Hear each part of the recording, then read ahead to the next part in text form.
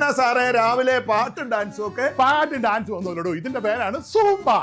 തൂമ്പയോ? തൂമ്പ അല്ലടോ, സൂംബ. താൻ ഈ സൂംബ എന്നൊന്നും കേട്ടിട്ടില്ലേ? ഇതുപോലെ രാവിലെ ഒന്ന് ചെയ്യാൻ കേട്ടല്ലോ, നമ്മുടെ ശരീരത്തിലെ 200 കലോറി കത്തിപ്പോവും. അരമണിക്കൂർ ഇങ്ങനെ ഒന്ന് ചെയ്ത് കഴിഞ്ഞാൽ ഉണ്ടല്ലോ, താടിയൊക്കെ അങ്ങോട്ട് കുറഞ്ഞ് സ്ലിം ആയി മാറും. ഓ, ഇപ്പൊ പിടികിട്ടി. ഇതാ നമ്മുടെ സ്കൂളിലൊക്കെ ഈയിടെ സർക്കാർ നിർബന്ധമാക്കിയതല്ലേ? സർക്കാർ നിർബന്ധമൊന്നും ആക്കിയില്ലെന്നേ, വേണ കളിച്ചാൽ മതി, ഒരു നിർബന്ധവും ഇല്ല. സ്കൂൾ കുട്ടികൾ ഇത് കളിക്കുന്ന കാര്യത്തിൽ എനിക്ക് അത്ര താല്പര്യമൊന്നുമില്ല.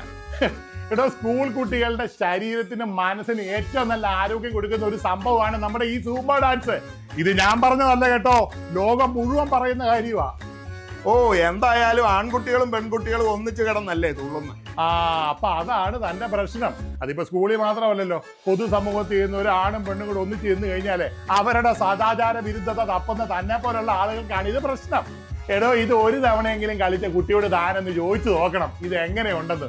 പഠനത്തിന്റെ അല്ലേ അവരുടെ മാനസിക പിരിമുറുക്കം, അവരുടെ മനസ്സിന് കുറച്ചുകൂടെ ഉല്ലാസമൊക്കെ കിട്ടുന്ന ഇതുപോലൊരു നല്ല സാധനം വേറെ ഇല്ലെന്നാ പറയുന്നത്.